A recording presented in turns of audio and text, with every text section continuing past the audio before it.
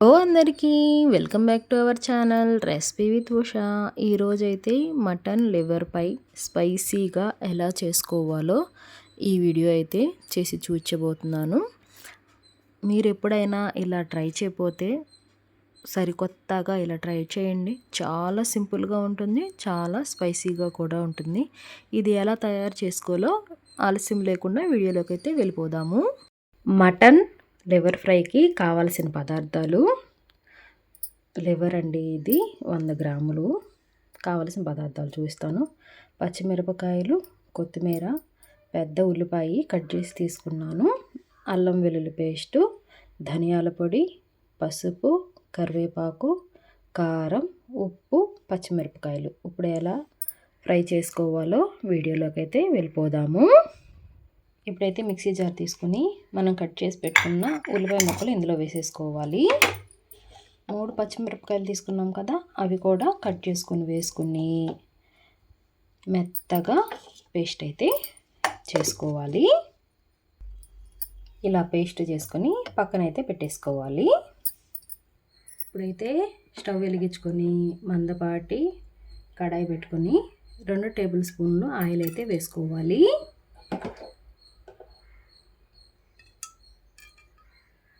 ఇప్పుడు ఆయిల్ అయితే వేడైపోయింది. కరివేపాకు అయితే వేసుకోవాలి.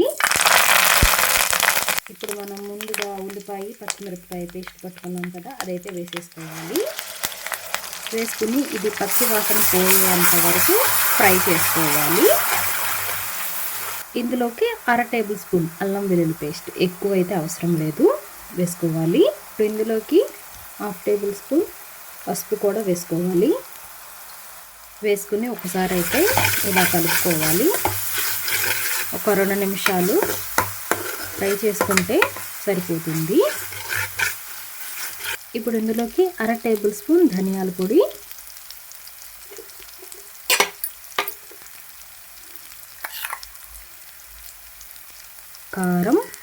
కారం మీ టేస్ట్కి తగ్గట్టుగా వేసుకోండి.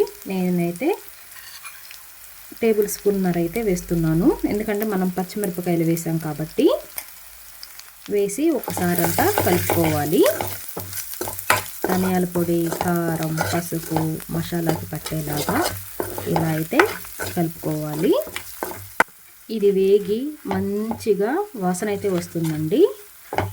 ఇప్పుడు ఏం చేద్దామంటే ఒక పెద్ద గ్లాస్ 250 గ్రాములు వాటర్ అయితే పోసుకోవాలి. ఇప్పుడు ఇందులోకి ఉప్పు వేసుకోవాలి. ఉప్పు వేసుకుని ఈ వాటరు ఒక పొంగు వచ్చేంత వరకు కాసుకోవాలి. ఇప్పుడు ఇలా నీళ్ళైతే మరిగిపోయినాయి కదా, ముందుగా కడిగి పెట్టుకున్న మటన్ గుండెకాయ ముక్కలు అయితే ఇందులో వేసేసుకోవాలి. ఒకసారి అయితే కలుపుకున్నాము. కలుపుకొని ఇప్పుడు మూత అయితే పెట్టుకోవాలి. ఒకసారి మూత తీసి చూద్దాము. ఒకసారి అయితే ఇలా కలుపుకోవాలి. ఉప్పు కారం చాలకపోతే ఇక్కడ యాడ్ చేసుకోండి. మరొక 5 నిమిషాలు అయితే మూత పెట్టుకుందాము. ఈ వాటర్ అన్నీ ఎగిరిపోయి దగ్గరకు వచ్చేంత వరకు ఉడికించుకోవాలి ముక్కలను అయితే. ఇప్పుడు మూత పెట్టుకోవాలి. ఒకసారి మూత తీసి చూద్దాము. ఇంకా కొంచెం వాటర్ అయితే ఉన్నాయి. ఒకసారి కలుపుకొని మళ్ళీ మూత పెట్టేసుకుందాము. ఈ వాటర్ అంతా ఎగిరిపోవాలి. ఒకసారి అయితే మూత తీసి చూద్దాము. చూడండి, చక్కగా వేగిపోయింది. ఆయిల్ కూడా సపరేట్ అయితే అయిపోయింది. ఇప్పుడైతే స్టవ్ అయితే ఆఫ్ చేసుకున్నాము. మన లివర్ ఫ్రై అయితే రెడీ అయిపోయింది. చూడండి ఎంత సింపుల్గా, ఎంత కలర్ఫుల్గా ఉందో. మీరు కూడా ఒకసారి ఇలా ఈ రీతిలో చేసుకోండి. చాలా అంటే చాలా బాగుంటుంది. మీరు కూడా ఒకసారి ఇలా ట్రై చేయండి.